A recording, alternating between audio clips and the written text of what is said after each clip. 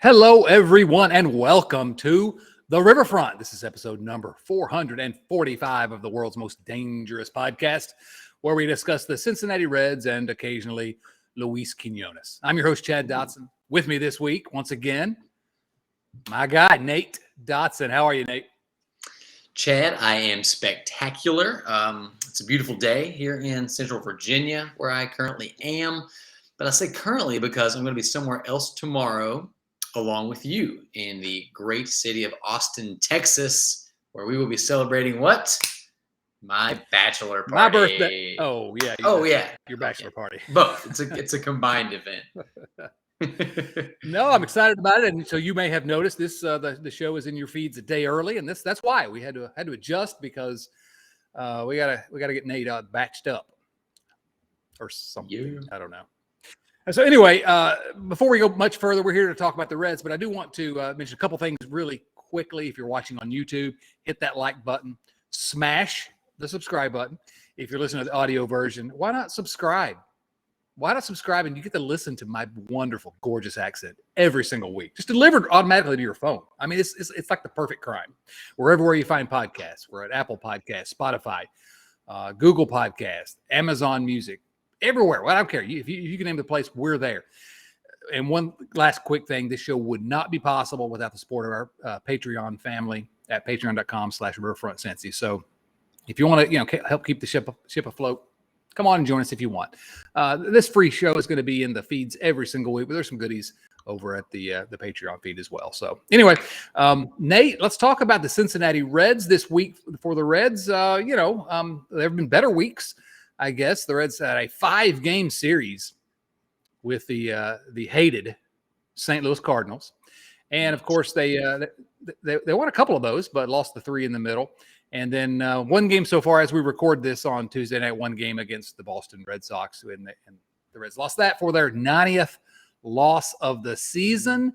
Okay, so yeah, the season's still going on, evidently. I mean, they're still playing baseball, and that 100 loss mark or 101 is still kind of in the mix here. We were excited about that the first 2 weeks of the season for some reason.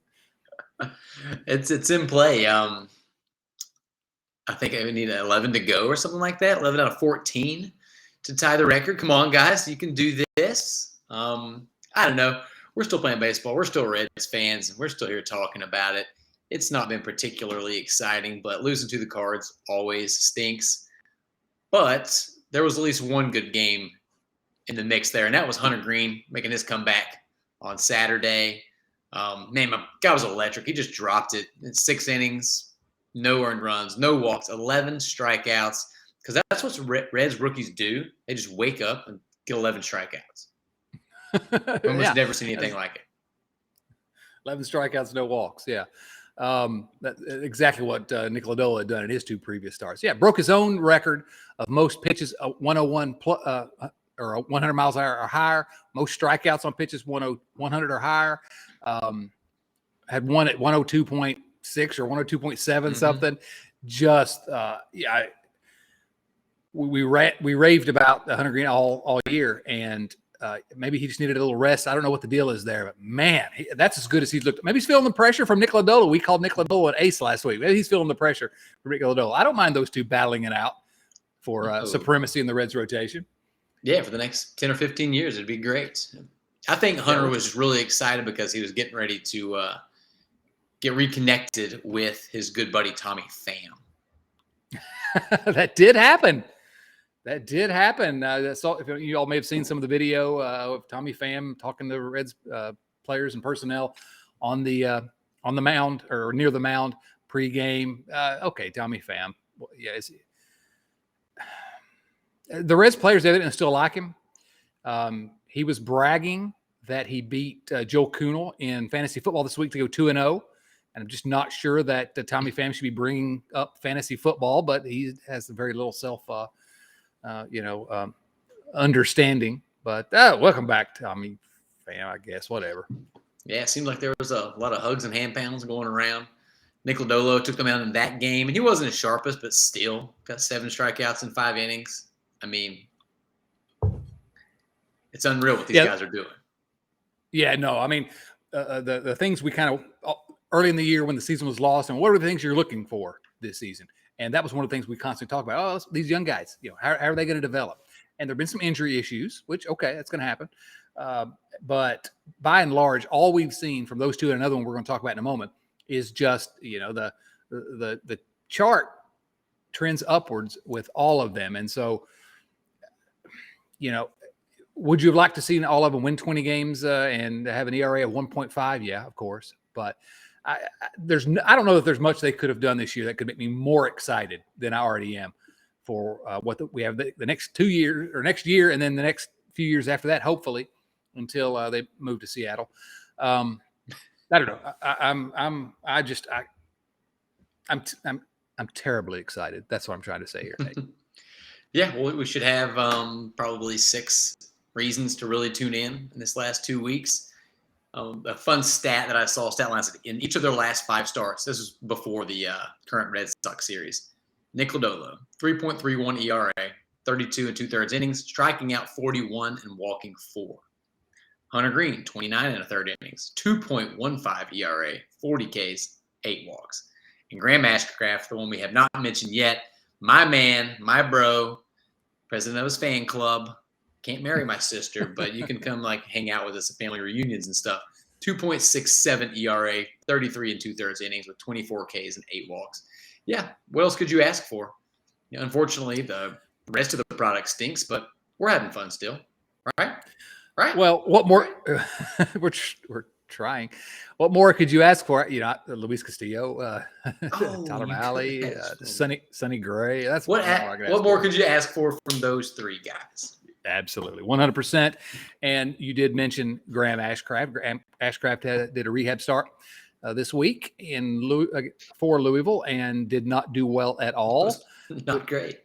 It was not a good time, but I don't care, and the Reds don't care either. They announced he will be back for his next start in the big league. So just what I was hoping to see, all 3 of those guys are going to finish the year on the big league staff. And I don't know, I wanted to see that because, again, we're watching every night anyway, so might as well give us something to watch. But that's exciting. I mean, look at Graham Ashcraft's numbers. I mean, this is a guy that I hope nobody will go back into the archives and listen to our discussions before the season about Graham Ashcraft, because I didn't know what to make of him. But he's been, ups and downs like rookie pitchers have. But sure. I'm blown away. Lodolo, I'm not surprised. I'm very pleased, not surprised. Hunter Greene, not surprised. Very pleased, but not surprised. Graham Ashcraft, I'm genuinely surprised about that he's been able to be that effective with his pitch mix. But it's kind of special. I wrote about him a few months back after I became a full believer. I think he can do this. I think he can be a starter long term. And if he's your number 3 starter, that's not a bad place to start. That's not in terms of building a rotation the next few years. That's not a bad place to start. And the legend of Connor Overton may return at some point too. This is true. I mean, yeah, if you look at that guy and his ceiling as a 2 or 3 starter, playing the averages, he could be a 4 or 5 starter, but his very, very, very basement bottom level floor is a lights out reliever. I mean, yes, that's just value. Yes. That's value, and it is a low risk pick signing when they got him. And don't worry too much about that last rehab start. I have some inside sources down in Louisville, and they tell me that the smelling salts in the minors just aren't the same. They weren't kicking. Can't quite get you up there where you need to be for the big league. So he needs some big league smelling salts for a big league. Well, he's a big boy. He's a big boy. He needs big boy smelling salts. I'm glad you mentioned as well that the point about him being a reliever, because that's what I'd always said. He looks like he's a reliever long term to me, and that still may be the case. We don't know if it is or not, but the point is we have enough data now to know that if he does end up being a reliever, there's no reason he can't be a lights out back of the bullpen guy, and that's exciting. So wherever he ends up, he's going to help this team going forward. I joked about Connor Overton a moment ago, and he's trying to make it back. Connor Overton was really good in 4 starts, but every time I mentioned Lodolo, Ashcraft, and Hunter Greene, about every time I mention those 3 together, someone wants to say, and you know what? They're going to have Connor Overton back next year too, which is great. I hope so. I hope Connor Overton comes back and can pitch with a 1.82 ERA like he has this year. But Connor Overton's going to be 29 next year. He's never done anything up until his 4 starts of his age 28 season. Now, those were 4 amazing starts, but I kind of jokingly put him in that group because people keep saying that to me. And I hope he is. That'd be great. But yeah, sure. and if he is, you know what? And some pitchers do figure it out late. But if he does, and he's your number 4 starter, that could be great, because they've got him under team control forever, basically. So, Yahoo. The way Reds fans fall in love with random players never ceases to stop cracking me up, man. Like Carl Overton, who is on no one's radar, makes 4 starts and suddenly is the second coming. I don't understand it. Put him on the Reds Mount Rushmore with Kyle Farmer and Chris Steins and Ryan Field. It's going to be exciting. Yeah, it's partially it has to be just who else to root for, and you're trying to look for reasons to be optimistic. So here's this guy that pitched really well for 4 starts, so maybe that's the guy because we don't have anything else to root for. But yeah, you're right. We have a tendency to fall in love with. I root for all of them. A little difficult to root for Tommy Pham for some reason, but I rooted for him. When he came to bat, I wanted him to get a hit. These guys wear like Jerry Seinfeld said. We're rooting for laundry. They put on that Reds wishbone C, man. They're my guys because we're hopeless about that. We started following a team when we were kids and we stuck with them. Sports is weird. Sports is crazy. Speaking of hopeless, we need to talk about another Reds player. Do we? We're here. This is the show for. We don't avoid the hot topics. We avoid the store hot topic in your local mall. But we don't avoid hot topic. Yeah, so someone said on Twitter the other day that the top 3 Reds in games played this year, and actually I probably have that here. Only 3 players with more than 100 games played, which is just crazy to think about, And it was Kyle Farmer with 131, and actually, I only see one other player with more than 100 games played. Interesting. And the other one was Nick Senzel. Nick Senzel, of course, played in 110 games this season. Nick Senzel, famously always often injured, finally got a chance to, 110 games is a lot for him. Well, he collided with the wall in center field in the first game on Tuesday night versus the Boston Red Sox and broke his toe. So 2 weeks remain in the season. He's on the injured list. He's done for the year. And the Nick Senzel saga is going to be an interesting one as we move into next season. And before we talk about that, and we have a good question with that, let's kind of pass judgment on his 2022 season. I've been the guy that's, all right, if he can ever get a chance to play extended time, it'll be his chance to finally show us what he can do. And still hopeful, as I've said. I've been honest about my hopes when it comes to Nick Senzel. And we were all hoping that he would do well. I'm sure it goes back to what we were just saying. But the fact of the matter is he got over 400 plate appearances this year, 420. Blaze it up. And he hit 231 with a 296 average, 306 slugging, 5 homers, 13 doubles. He's 27 years old. He got an extended look this year, and those days of being a top prospect are starting to fade a little bit. Yeah. Well, first off, I want to know who put that wall there. How dare it fracture his toe? It came out of nowhere. It's just yeah. Nobody saw it. Not cool. He got those plate appearances, and I think that there is a world where if you'd have asked me going into the season what I hoped for, what were my expectations from Nick Senzel, what would I consider a success, getting 400-plus plate appearances and 100-plus games probably would have been on there in some capacity. Unfortunately, the results have been bad. You just can't sugarcoat it. I think that there are enough encouraging things from a late season stance and swing change that they should continue to give him looks. They expect to be bad next year and need people to play the outfield so he can do that. He's not going to be expensive, but there are some the giant red flags were always if he's healthy. Can he be healthy when he's healthy? Yeah. But now the question marks are a little bit different. We've seen him relatively healthy, and he played like doo-doo butter. Yeah, That's bad. That sounds horrible. Yeah, I mean, the defense, it's hard to make a defense for him this time. We can still be optimistic and hope. But if you'd have told me he was going to get 420 plate appearances, I would have said he's going to be at least an average hitter. Mm-hmm. I would have bet a lot of your money on that. And he hasn't been. So that brings us around to our first viewer mail question of the night. As always, these questions come from our friends at patreon.com/riverfrontcincy, where you too can support the world's most dangerous podcast. Kyle Kapler asks, how shocked would you be if Nick Senzel is non-tendered this offseason? I think it's getting to the point where he's just occupying a roster spot, and I think I would rather have kept Albert Almora over him. Now, settle down, Kyle. That's questionable. Albert Almora, of course. A better offensive player than Nick Senzel this year. Well, slightly, but come on. But I guess it's arguable, Kyle. But the question from Kyle is, what are the chances they non-tender him? Basically, just don't offer him a contract and he's gone. And I think the chances are 0 for that. Now, is it because they still think he can break out? I can't say that, but it's something that Nate touched on a moment ago, which is they just don't have outfielders, and he's still going to be relatively cheap. And they've already invested significant funds in him. And do they have anyone that can play the position defensively as well as him? No, but I don't think there's any chance. Nate, you want to argue with me?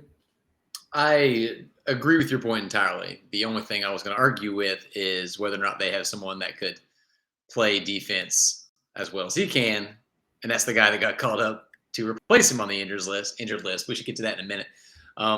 Senzel, I think that, you keep him over someone like Albert Almora Jr. because of there's still that chance. There's still that the pedigree. Yeah, the pedigree. There's that investment. And Almora Jr. was a big prospect too, but he's never done anything in the majors. And we might be saying that about Nick Senzel in a year or two. But I think I shouldn't even say a year or two. I think he has one season left. Yeah. Before, at the very least, he'll get he'll be a change of scenery type of guy, and those guys pan out sometimes. But gosh, I want it to be here. I feel he feels like one of those guys that really matters to us, and it's been bad. Yeah, I mean, it was a centerpiece basically of the last rebuild in a lot of ways. The hope that came with his drafting and his prospect ranking and the way he performed in the minor leagues. And so, yeah, it's frustrating. It's I don't know. I don't know what to say. I've said so many words about Nick Senzel here on the show and in print that it's hard to know what to say. But I think the reason why there's no chance I think he gets non-tendered is something that Nate said a moment ago. And this is small sample size. And do we make anything of it? Probably not. But the swing changed, stance changed at the end of the season. He was absolutely hitting the ball harder. His exit velocities were it was noticeable. It wasn't just, and it was something he hadn't done before. So can the Reds talk themselves into, maybe he can be an average hitter? If he's an average hitter, he's a perfectly cromulent center fielder is the way he plays center field. He's just never been an average hitter in the major leagues for an extended amount of time. So he's here next year. He's probably starting, presuming he's healthy, he's your starting center fielder on opening day. But his leash has gotten to the end of its length, and I hate it. But I hope he can do it. But I'm done telling you that it's a likelihood. So to replace him, the Reds called up one Michael Ciani. Michael Ciani is on the was one of the only ones on the 40-man roster. He was on the. Was he on the 40-man roster? I don't even know what I'm talking about. He was not, but they were going to have to add him after the season anyway if they wanted to protect him from the Rule 5 draft. So that's what it was. I knew what I'm talking about. Michael Ciani gets his first shot at the big leagues, and outstanding defensive outfielder, as you noted, has not exactly torn the world on fire at the plate, but he gets to join this glorious outfield for a couple of weeks, and good luck to him, I guess. You have any thoughts about Michael Ciani? I have one that I'm going to mention in a moment why I will never root for him, but go ahead. I do. And I'm kind of excited about him for some reason. It's kind of weird that we're talking now about if Senzel can only be a league average hitter. We're kind of saying if he can only be Michael Ciani. He's a 4th-round pick in 2018, plus defense in center field. People that have watched him play regularly say it is just exciting. It is a joy to watch him patrol center field. So I'm looking forward to seeing some of that. Some people are saying that he might even be better than Riverfront and Chad Dotson favorite, one Billy Hamilton. Let's not be silly. Come on. Who would say such nonsense? I don't know. We will see. The proof will be in the pudding. But the guy's got speed for days. 49 stolen bases, only 12 caught stealing. He had 102 weighted runs created plus in the minors this year. If he can find a way to keep that around 100, just be league average in offense with his speed and defense, he could have a legit career. Let's give him a shot. The guy's, I think he's made 3 stops in the minors on the way to, or this is his 3rd stop this year. Climbing the ladder, it's exciting. No, it's not exciting at all. I actively dislike Michael Ciani. He's the one, I talked a moment ago about cheering for the Laundry. He's the one Red that I will actively root against. He's disloyal. He is, I can't say enough bad things about Michael Ciani, Nate. So, I absolutely, and I'm not kidding either. I'm not joking. We laugh and joke here, but here's the situation. The Reds drafted him in the 4th round, as you noted. And do you know, before he was drafted out of high school, he was committed to play college baseball. Did you know this? He had committed to a college baseball program. And that college baseball program was the University of Virginia, 2015 national champs, Wahoo Wah. And he rejected Virginia to sign with Cincinnati. How dare you, Michael Ciani? How dare you? You want me to root for you? No. You're the enemy of this podcast from now on. Sorry, Nate. I had to get off my chest. I mean, that's totally legit, totally rational thinking, and it's a shame that he has to. He didn't play for one of your favorite teams, so he could play for one of your favorite teams. Yeah, exact. Oh, wait a minute. Okay, yeah. So he did choose my other favorite team. No, I'm going to stand on principle here. He should have gone to Virginia because they haven't won another College World Series since 2015, and maybe he would have led them to the championship. Doc Holliday talking to Johnny Ringo. Nope. I'm sure of it. I hate him. I hate him. Oh, yeah. So, Michael Ciani, you're dead to me.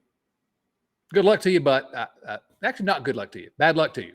All right. After that ridiculous diatribe against some poor guy who's just trying to make a living in baseball, welcome to the big leagues, buddy. You're going to get some criticism up here. Mm-hmm. You don't escape it. This is the big leagues. We're not the world's most dangerous podcast for nothing. Exactly. That's really all the news for the week. I do want to mention just quickly here, Nate, if we could, because I'm nothing if not a huge, massive self-promoter. I wrote another piece this week for Cincinnati Magazine, the mothership, which has hosted my column. It's the 9th season I've been writing for Cincinnati Magazine. That is crazy to me. 9 seasons. Good grief. 9 really good seasons. Just bold all over your literary reference page. Yeah. So anyway, this week I wrote about trying to catch up with some of the other Reds that got traded away in the fire sale, both before the season and midway through the season. Just looking at what they were doing, but mostly it was a kind of a chance to convince people to cheer for the Mariners for the next 2 weeks. Come back to the Reds after the next 2 weeks. But this Mariners team, with Eugenio Suarez, Jesse Winker, Luis Castillo, another former Reds farmhand, Taylor Trammell. I would note as well Stuart Fairchild, one of our current favorites because he's a Red. He got 3 at-bats for the Mariners earlier this year. He's played for 3 major league teams this year, Stuart Fairchild has. So good for him. He's going to work his way through the league. But essentially I was making the argument, that's a fun team, and it's a fan base that's never had any success, basically. So I feel good rooting for them to get something that we can't have, but they've had a worse history than even the Reds, even in recent years. But also just how much that city of Seattle has fallen in love with Eugenio Suarez. It does my heart good. It makes me have the warm fuzzies, and they're understanding what we've understood for so long, that Gino is he's just the guy. And so I'm happy that he's had a great season. Any thoughts about Gino or any of the rest of the Reds that may or may not be playoff bound? I couldn't agree more with what you said. I will be rooting for them in the playoffs. I hope they make a long, long run. Castillo's just been dealing over there, pitching to a sub-3, of course, because that's what he does. Eugenio, by some metrics, having the best season of his career when he was the throw-in for Jesse Winker, who's not been playing well. I don't know. I think that, Nick Krall did a good job in getting back what he got, but this season, at least, I think it's fair to say, would have been much more fun were those guys still around. So it's not their fault they're gone. I rooted for them while they were here. Every single one of them was likable. I enjoyed it very, very much, and I'm going to keep rooting for them for the next few weeks. Yeah, no, absolutely. I think Jesse Winker, I looked at his numbers, and I tried to figure out some way to argue that he was getting better. It's just bad. I can't make heads or tails. It's by far the worst season he's had. But maybe he'll catch fire. Eugenio, by wins above replacement, better than any season he had in Cincinnati. And and the dude was an all-star. The dude was great. The dude hit like 90 home runs one year, I think, for the Reds. I can't remember exactly the number. It was a record. Something like that. Yeah, it was like a record or something. So I'm rooting for all those guys. And I don't know. I just love the Seattle social media account, the Mariners social media account, just constantly good vibes only. And it really hits me. There is one other former Red that we lost from last year's team that looks like is currently anyway going to be in the playoffs, even though he's not had a very good season. He's actually on the injured list right now. That's our buddy Nick Castellanos. So I hope he gets some October glory as well, even though I can't bring myself around to cheering for the Phillies. Yeah, let's not go crazy. In that piece at Cincinnati Magazine, and you should all go read everything I write at Cincinnati Magazine because it's amazing. It's absolutely incredible. It's like William Faulkner decided to write about baseball. It's just unbelievable. I'm very modest as well. I'll tell you that. But so talking about former Reds, I had to sneak in somebody that you mentioned earlier, Billy Hamilton. He snuck his way into yet another Cincinnati Reds column in the year of our Lord 2022 because he's playing with the Minnesota Twins now. Yeah, they're on the outside looking in, but man, you like having a guy like that on a playoff roster. If it were a playoff roster, right? But it turns out that Billy Hamilton has exactly the same number of hits. He's played in 10 games. He has exactly the same number of hits as his fellow former Reds on that roster, Sonny Gray and Tyler Mahle, who are pitchers and haven't actually batted. So God bless you, Billy Hamilton. I'm never going to stop being a fan. One last thing, Nate, before we get into the last viewer mail questions that we have here.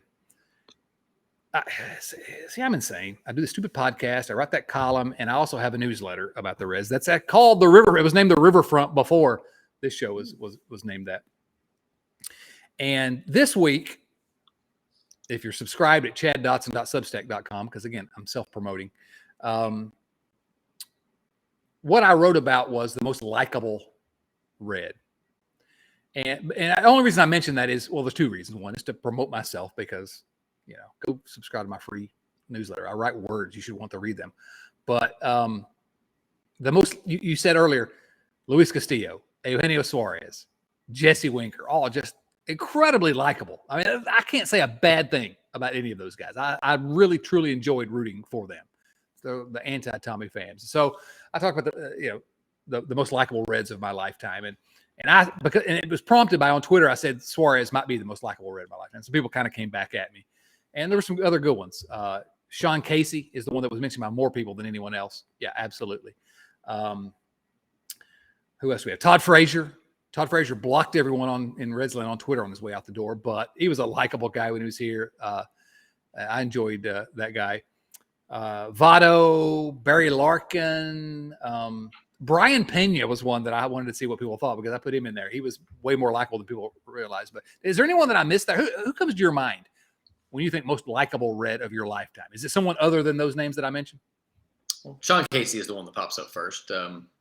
no surprise to anybody that listens to this regularly, but Adam Dunn, for me, his ability to carry a sense of humor on the ball field, I think, is something you don't see too often.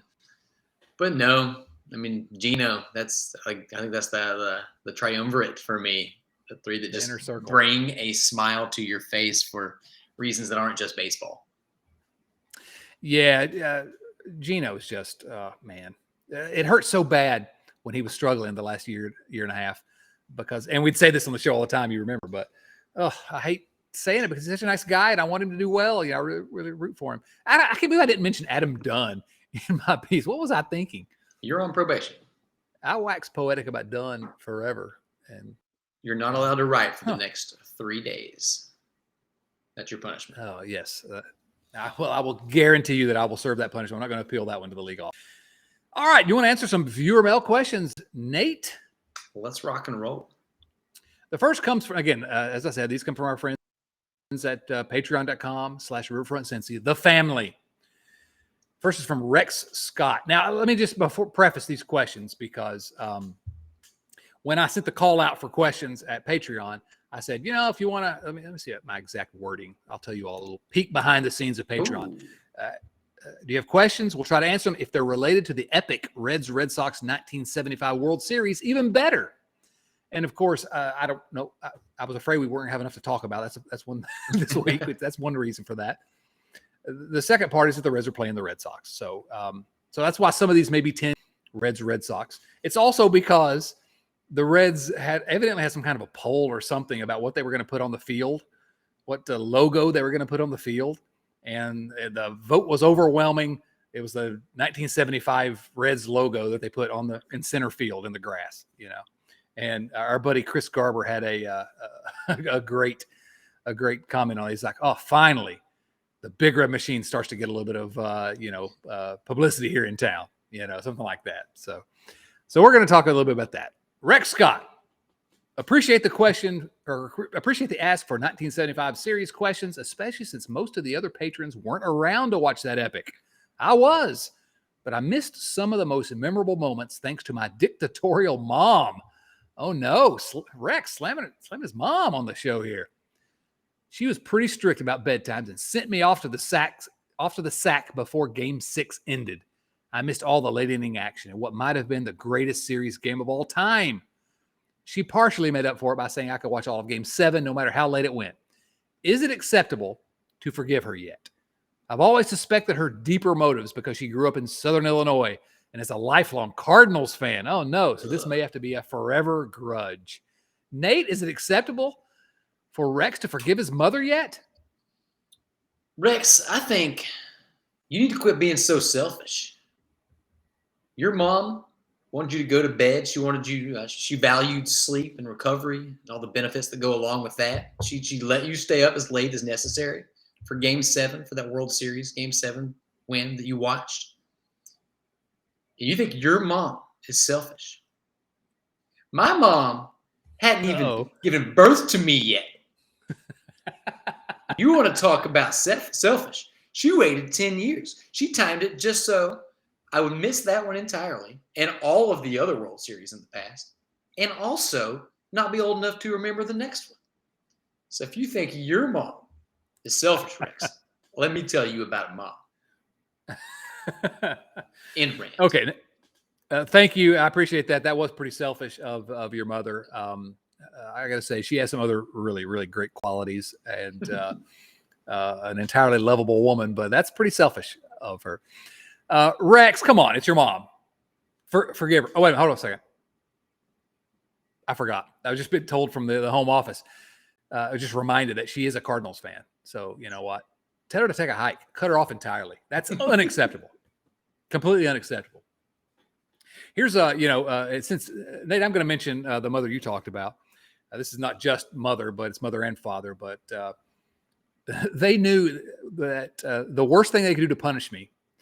This was 1987. Indiana and Syracuse were in the championship game, and I was a brand new college basketball fan still at that age. I was young, and they played in the finals, NCAA finals, and I was just so excited because I was obsessed with college. Still am a little bit obsessed with college basketball, but I did something for which I deserve to be. I don't know what it was, but I'm sure I deserve to be punished.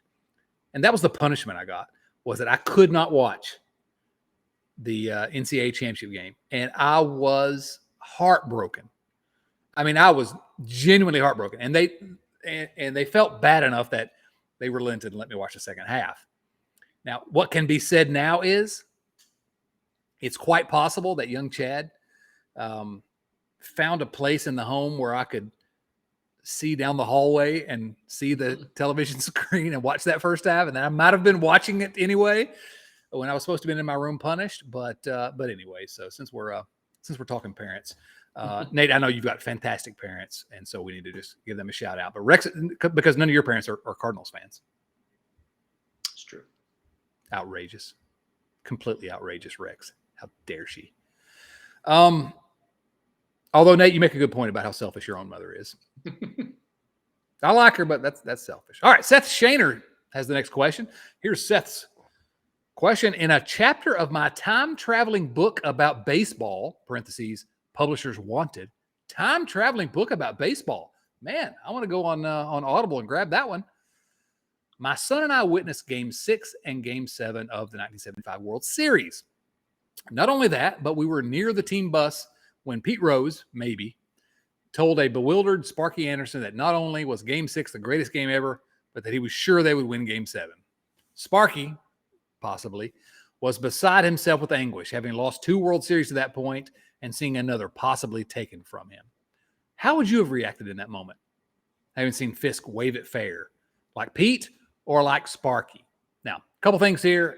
Number one, we think of the Big Red Machine as a dynasty, but in 1975, and if you go back and listen to our Building the Machine limited series that we did here, it was not at all evident that the Reds were going to be a dynasty. They had lost 2 World Series during the Big Red Machine era.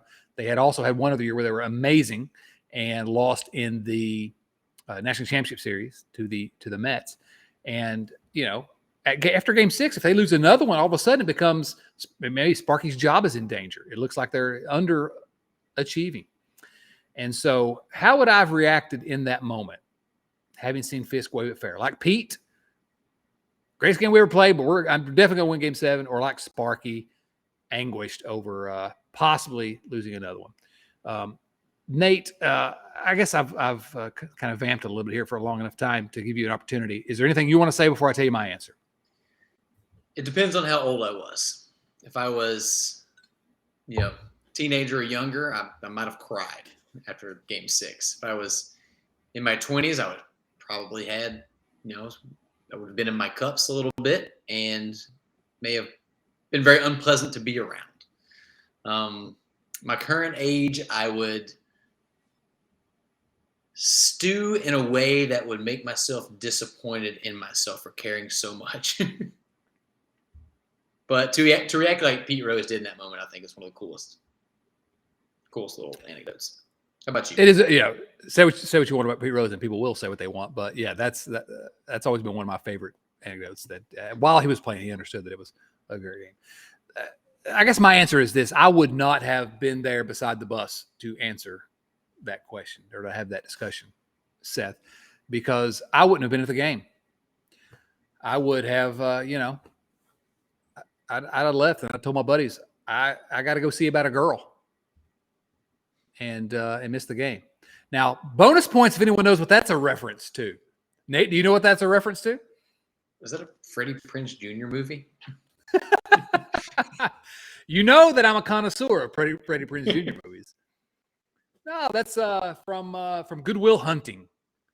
Good Will Hunting. Robin Williams was a big Red Sox fan, but he missed Game 7. His buddies all went. Or Game 6. He missed it. Had to go see about a girl. And he was glad that he did it. So anyway, I don't know. I'm trying to figure out. Every week I try to figure out some way we can talk about the movies instead of the Reds. And so there you go. Hey, I saw a good movie this week, Nate. Can I just mention that really quickly? Please. Do you like the horror movies? I like really, really good ones. Not one of my go-to genres, but the future wife is a big horror movie fan. So got your recommendation earlier today, and she's very excited to watch it. I despise horror movies. Always have. Not a fan whatsoever. But everyone kept raving about this one, and it's called Barbarian. is the name of it. It's in theaters now. And so, and I can't say anything more about it because you don't go look for anything about it. You do not want it spoiled. But man, that movie was well made. I'm starting to wonder if I'm a horror fan now. I'm not. All right, let's get back to the viewer mail. Sydney Price asks this: what is a socks, and why is it red? I'm not sure I have an answer to that, but I have a sort of a different question. Nate, what is a socks, and why is it red? That's a strange. I've been wondering this for a long time myself. I don't know what the red ones are. There's white ones. There's bows apparently. Some guy named Bo has some socks. Evidently, I don't know who Bo is.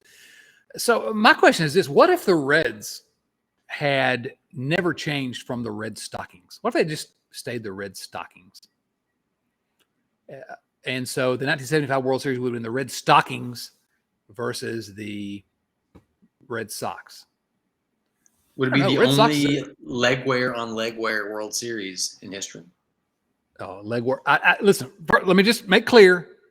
I do not approve of leg wear on leg wear violence. I'm firmly against. But that would be the only instance of it. Yeah. I'm glad the Reds are not the Red Stockings. The ridiculous name, and Red Sox is only slightly less ridiculous. Yeah. Now Red Legs, the Reds were the Red Legs officially for a short period of time.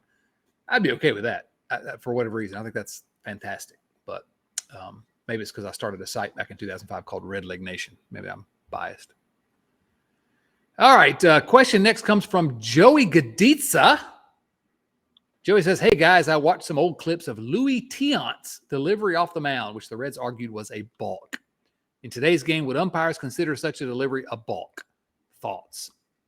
First of all, if you haven't seen Luis Tiant, go to YouTube or wherever. That dude was, first of all, he's amazing. He's a fantastic pitcher, especially in 1975. But his windup and delivery was amazing. We don't see that anymore. We don't see that kind of delivery anymore. I wish we did. Johnny Cueto is the last pitcher that has sort of a funky delivery. We don't, but we had Cueto. We had Bronson Arroyo with that high leg kick. Nowadays everyone's kind of, maybe it's analytics and they're all trying to get the same motions, but it's all vanilla. I miss guys like Luis Tiant, but no, I don't think it was a balk. Your mileage may vary, but I don't think umpires will call it a balk today, mostly because the league office would say, that guy's entertaining. Let him do whatever he wants to do. We don't have enough entertaining pitchers. Nate, what do you think? Have you seen it? I saw this question, went and looked a little bit. It had been a while since I'd seen any video, but they wouldn't. There are some weird setups now. You get a lot of weird hand motions while pitchers are getting ready before they start their delivery. They get away with that, which is very annoying. Pitchers get too much. I don't know why they just let pitchers do whatever they want. But I think Tiant will be perfectly fine, and he'd probably still be really, really good. Yeah, probably. No, he was incredible. This talk about the 1975 World Series brings up another question to me. And it's that I have on DVD of all things. I think they're all on YouTube now. I think maybe not, but I have all 7 games of the 1975 World Series on DVD. And so when I got that, I was able to go back and actually watch them for the first time in my life. I'd never seen any of those, and it was amazing. It was so much fun listening to the broadcasting. But what I've always wanted to do is a Mystery Science Theater style broadcast or show where we all watch it, and whether we're sitting down in the bottom right corner of the screen or like Mystery Science Theater, I don't know, but just comment on it from a present day perspective and a present day Reds fan perspective. I think that would be outstanding content, and that would probably get us in trouble with MLB. Do you think we could get away with that? And if we could, we got to figure out how to do that, because that would be amazing content to me. Or maybe I'm the only one that would want to watch that. I don't know. No. What do you think? That'd be so much fun. Do that in the off season when there's not a lot going on. I think we have awesome enough listeners that they would keep our secret and it wouldn't get out there. So what we'd have to do is put it on Patreon and not let anyone else see it. If you want to see YouTube, you know what to do. Nate, we need to think about that. That would be fun just to watch them together, and maybe we can get some other Patreon guys in there. I don't know. I love it. If we could figure out how to do that. I don't know. Anyway, that's just we're basically workshopping ideas for the off season live on the show. Welcome to September on the Riverfront with a team over 90 losses already. Nate, this has been fun. You got any final thoughts for us?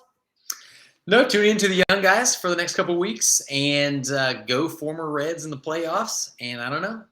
Wish me luck this weekend. Wish yourself luck. Yes. I'm definitely wishing myself luck. No, listen, I'm actually amazed every week that, number one, we get on here and we always have a good time anyway, but we actually talk about the Reds and have a good time. That's a different thing.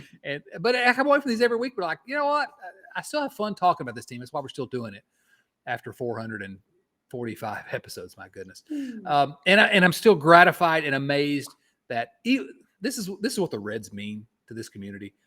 They've been awful. They've lost 90 games. And there's some of you who tune in every single week without fail. And I can't believe it, number one. Thank you for doing it. But I'm also very, very gratified, very appreciative of all of you who stick with us. And we are going to have some things planned for the offseason. They're going to be a lot of fun. We also have our new Bengals show that you can listen to. New episode of that is in your feeds as we speak. Oh. So be sure to listen to that. And the Bengals are going to turn it around. But we're going to continue having fun here, and I'm excited about the future of this thing we call the Riverfront. So I want to, again, thank you to everyone for listening, for supporting us. Again, we're going to ask you, please subscribe to the show either on YouTube or in your favorite podcast app. Wherever you listen to us or watch us, give us a subscription, a follow. If it's on Apple Podcasts, you may want to leave us a 5-star review as well. You can find us on Twitter, Instagram, Facebook. We're at Riverfront Cincy in all those places, at Riverfront Cincy, every platform. And then once again, a huge thank you to our supporters at patreon.com/Riverfront Cincy. This show literally would not be possible without the support of our Patreon family. So we'd love for you to come join in our wacky hijinks. Just click the link in the show notes or go to patreon.com/Riverfront Cincy. Nate, good time, man. Good time. That was a blast, as always. For Nate Dotson and Luis Quinones, this is Chad Dotson saying, so long, everyone.